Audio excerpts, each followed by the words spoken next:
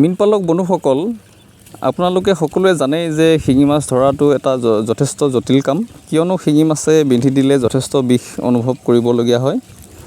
আজি মই এটা অতি সহজ উপায় এটা আপোনালোকক জনাম, আৰু এই উপায়েৰে আপোনালোকে অতি সহজভাৱে শিঙি মাছ ধৰিব পাৰে পুখুৰীৰ পৰা।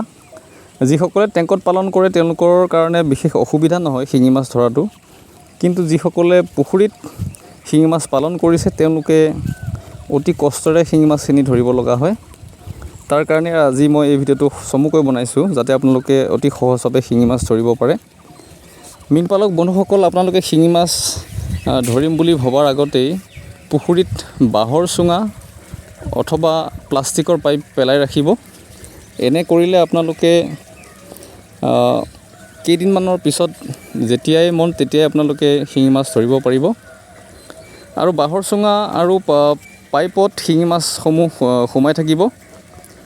আপোনালোকে অতি সহজভাৱে প্ৰয়োজন অনুসৰি যিমানখিনি মাছ লাগে সিমানখিনি মাছ আপোনালোকে ধৰিব পাৰিব। অন্যথা আপোনালোকে শিঙি মাছ ধৰিবৰ কাৰণে জাল মাৰিব লাগিব অথবা পুখুৰী সিঁচি দিব লাগিব। আৰু জাল মাৰিলেও সকলোখিনি শিঙি মাছ যে আহিব এইটো অতি সহজ কথা নহয়, আৰু পুখুৰী সিঁচিলেও শিঙি মাছসমূহ বোকাত লুকাই পৰে। সেইকাৰণে আপোনালোকে এই পদ্ধতি অৱলম্বন কৰি অতি সহজভাৱে আপোনালোকে শিঙি মাছ ধৰিব পাৰিব।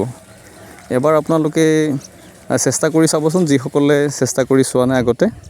বাঁহৰ চুঙা অথবা পাইপ পাতি আপোনালোকে শিঙি মাছ ধৰি চাব পাৰিব। আজিৰ চমু ভিডিঅ'টো ইয়াতে সামৰণি মাৰিছোঁ। আগলৈ চাই থাকিব বিষ্ণু ফিছ ফাৰ্মিং। ধন্যবাদ।